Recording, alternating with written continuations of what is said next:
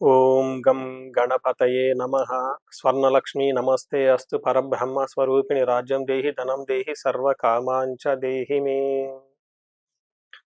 ఈ వీడియోలో మనం పరాభావ నామ సంవత్సరం గురించి చెప్పుకుందాం. ఆ యొక్క సంవత్సరానికి ఆ పేరు ఎందుకు వచ్చింది, ఆ సంవత్సరంలో అసలు మనకి ఓవరాల్గా ఎలా ఉండబోతుంది, థీమ్ ఆఫ్ ది ఇయర్ అంటారు కదండి, థీమ్ ఎలా ఉంటుందో మనం తెలుసుకుందాము. ఈ పరాభావ నామ సంవత్సరం మనం చూసుకుంటే ఈ పేరులోనే ఉంది. ఇప్పుడు యుగాది 2026 సంవత్సరంలో మనం అడుగు పెట్టబోయేది పరాభావ నామ సంవత్సరం.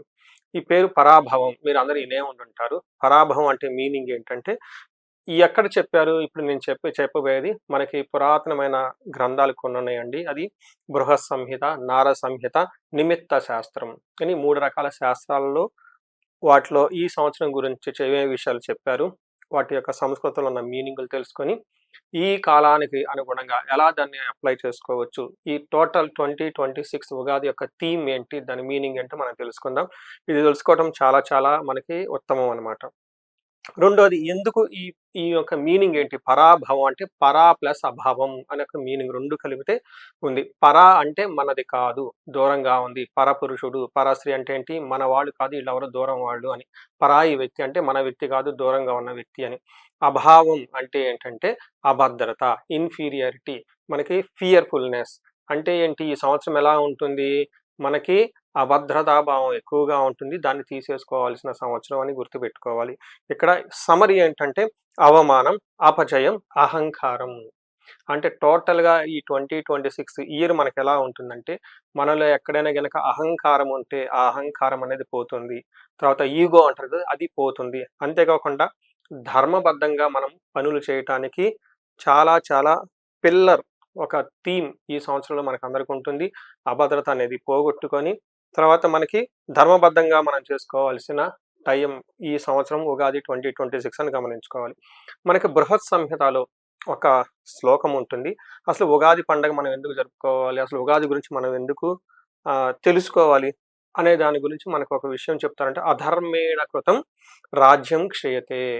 ఎవరికైతే బిజినెస్ ఉంటుంది, ఆర్గనైజేషన్ ఉంటుంది, లేదంటే ఒక మేనేజర్ పొజిషన్ ఉంటుంది, లేదంటే ఒక రాజకీయ నాయకుడు ఉంటాడు, లేదంటే ఒక మంచి టీం, ఒక నాయకత్వ లక్షణాలు కలిగిన వ్యక్తులు ఎవరైతే ఉంటారో వాళ్ళు ఎలా పడిపోతారంట, అపోజిషన్ వల్ల పడిపోరు.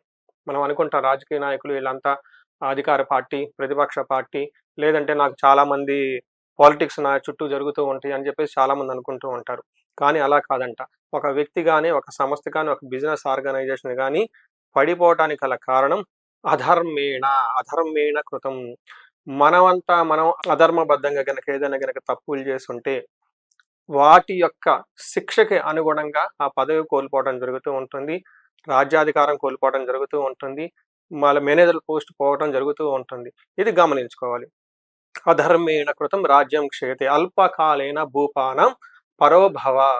అంటే చాలా తక్కువ టైంలోనే అధర్మబద్ధంగా కనుక మనం పనులు చేస్తుంటే అవమానాలకు గురైతే అవకాశం ఎక్కువగా ఉంటుంది. దీన్ని బట్టి మనకేమర్థమైందంటే కొద్ది కాలంలోనే శత్రువుల వల్ల పరాభవం గురవుతాం ఎప్పుడు మనం అధర్మబద్ధంగా ఉంటే. సో మనకి నారద సంహిత అనే ఒక బుక్ ఉందండి. ఈ బుక్ లో మనకి ఏం చెప్తూ ఉంటారంటే, ఈ గ్రంథంలో మనకి పరాభావ నవ సంవత్సరంలో ఎలా ఉంటుంది అనేది ఒక అందులో చెప్తూ ఉంటారు. పరాభావ వాకే సంవత్సరే నృపాణ మానభంగాకృత్ దండనీతిచ్చ వృద్ధిచ్చ జనక్షోభం భవే తథా అని చెప్తూ ఉంటారు.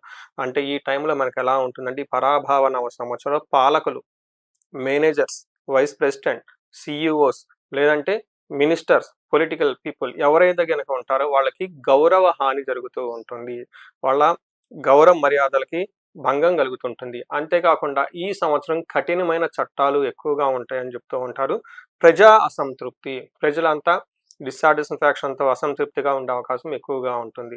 దీంతో పాటు ఈ సంవత్సరం ఏమేమి పాజిటివ్గా ఉంటుంది, ఏమేమి నెగిటివ్గా ఉంటుంది చూసుకుంటే మనకి ఫస్ట్, ఇది బాగా గ్రోత్ ఓరియంటెడ్ ఉన్న సంవత్సరం అయితే కాదు.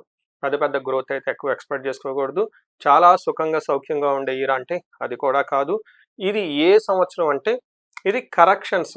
మనం గనక ఏదైనా గనక ఇంతకుముందు తప్పులు చేస్తున్నా, మిస్టేకులు చేస్తున్నా, తెలుసో తెలియక ఒక తప్పుటడుగు మనం వేసినా కానీ, ఒక రాంగ్ డెసిషన్ తీసుకున్నా కానీ ఈ సంవత్సరంలో దాన్ని కరెక్ట్ చేసుకునే ఇయర్ అని మనకు చెప్తూ ఉంటారు. అంటే ఒక రకంగా ఇప్పుడు ఈ ఈ సంవత్సరం ఎవరైనా గనక తప్పులు చేస్తున్నా లేకుంటే బయట చక్కగా నవ్వుతూ ఉండు, లోన కురీబిల్లాగా చేసుకుంటూ ఉన్న, పైన మంచి షో ఆఫ్ ఇస్తూ లోన సరిగ్గా చేయకపోయినా గానీ, అలాంటి తప్పులన్నీ వ్యవస్థలో ఉన్న ఎక్కడైనా గనక మిస్టేక్స్ ఉంటే అవన్నీ బయటకొచ్చే అవకాశం ఎక్కువగా ఉంటుంది. నిజం బయటకొస్తుంది. ఎప్పుడైతే మనం నిజం తెలుసుకుంటామో నెక్స్ట్ మనం ధర్మం పక్కన వెళ్ళటానికి ప్రయత్నం చేస్తూ ఉంటాం.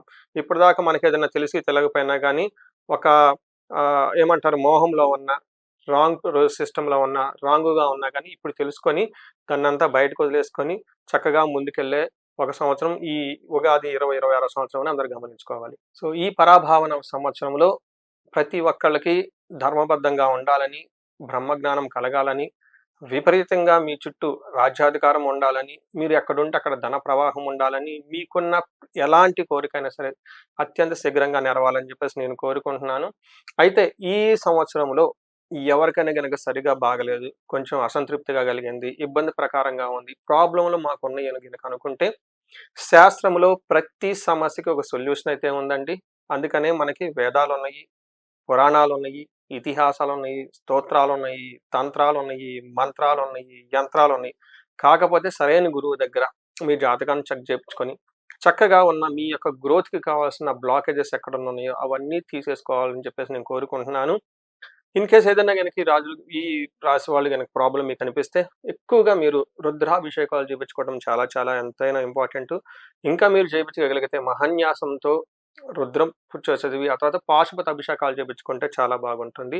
సో, ఎవరికైనా గనక ఆర్థికంగా బాగలేదు, మేము ఇబ్బందులు పడుతున్నాం అనుకుంటే స్వర్ణలక్ష్మి విశేష హోమం చేపించుకుంటే మీకు మల్టీ సోర్సెస్ ఆఫ్ ఇన్‌కమ్ వస్తుంది.